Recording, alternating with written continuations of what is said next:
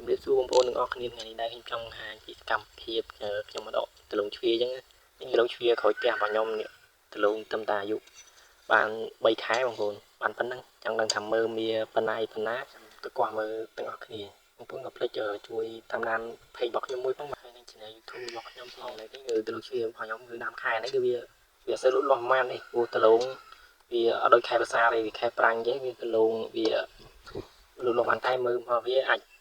គូសំតាមដានអ្នកគ្នានេះខ្ញុំកំពុងតែកាប់ហើយដងរបស់ខ្ញុំគឺប្រភេទដាំ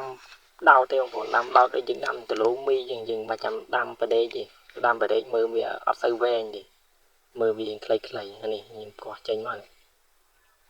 ដលងវាមានច្រើនទេដលងបានណា3 4មើលនេះបណ្ដៃវាធំហើយវែងរបស់គ្នាមានដីតាណាទៅយើងដាំចោលបងប្អូនវាអត់ពិបាកទេគ្រាន់តែថាយើងយកស្មៅយកអីវាអញ្ចឹងទៅណាស្អាតល្អទៅយើងមើលដូចតែគេដូចតែឯងដែរដើមរបស់វាហ្នឹងយើងមិនចាំចោលទេបងប្អូនចេះតែដោតកប់ទុកទៀតទៅគឺវាមានមើលតគ្នារហូតទៀតហើយដាំក៏វាមិនពិបាកដែរគ្រាន់តែយើងកាត់ប្រហែលជាមួយអាមទៅហើយទៅយើងយកទៅដោតដូចតែយើងដោតដលងមីដូចតែអីទៅហើយយើងពូនរងតិចទៅគឺវាបានមើលល្អ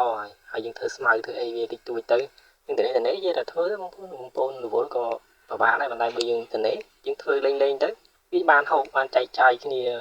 បងប្អូនយីតាឬក៏បងប្អូនមានដីធំអញ្ចឹងទៅក៏ដាំ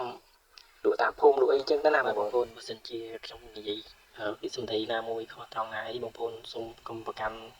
ពីសម្ដីរបស់ខ្ញុំអីណាបងប្អូនខ្ញុំសូមទុកជាមុនណាបងប្អូនហើយនេះគាត់មកគុំទៀតវាមើលវាអត់ទៅច្រើនទេមើលវាគឺ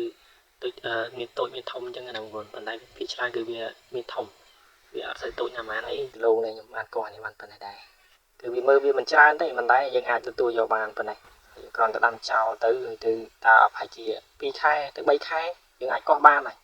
តាមតំបន់បងប្អូនមានទឹកមានអីទៅយើងដាំខែប្រាំងក៏បានខែវស្សាក៏បានបងប្អូនណាអត់ទឹកទៅក៏ដាំខែវស្សាទៅ